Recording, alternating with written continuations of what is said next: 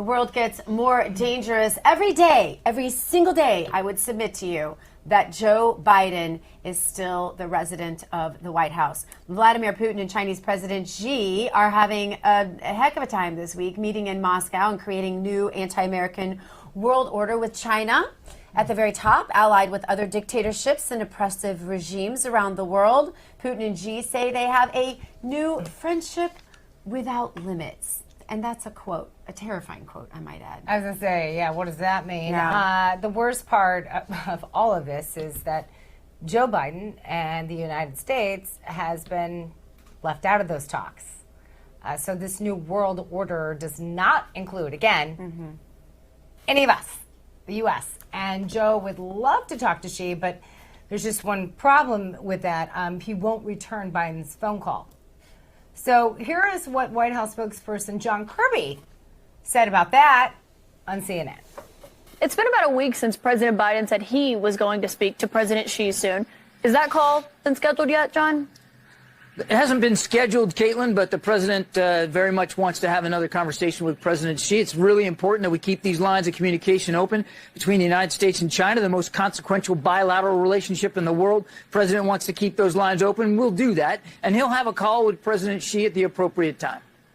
What is the appropriate time? Because he said back in mid-February, after the U.S. downed that surveillance balloon, that he would speak to him soon. He said last week he'd speak to him soon. So as the U.S. tried to schedule the call and the Chinese have been unwilling, or what's going on here? No, there's been no logistics. There's been no setting it up. We maintain that we're going to have another discussion with President Xi. The president wants to do that. Well, I have to hats off to CNN for at least following up with that. So lines are open, no logistics, nothing planned. Lines open, no one's picking up soon. Kind of like, I don't know, East Palestine. Right? Hasn't been there either. Yeah. So there are new world alliances being built. Again, as Gina mentioned, Russia and China. Isn't that wonderful? Just the best of friends. Apparently, that line of communication wide open for everyone to see. And Joe Biden can't even get the Chinese leader on the phone after we know of at least one confirmed balloon that's been over here. And we have, 700% increase of Chinese nationals that have been crossing over our border. So there's that. What? Yeah. This is because he's not respected on the world stage. This is because he abolished all of the policies that Trump had so perfectly put. Literally, he had a built-in template, right, of how to run a country. Even if you are diminished, right? How can you run the country? Just do what Trump did. All he had to do was walk in and take credit, right? But he won't do that. He was so determined to destroy everything that we as Americans built. Because as Trump will tell you, it's not about him. It's about us. And we built this. And here we were ready to go to secure our borders and all the rest of it.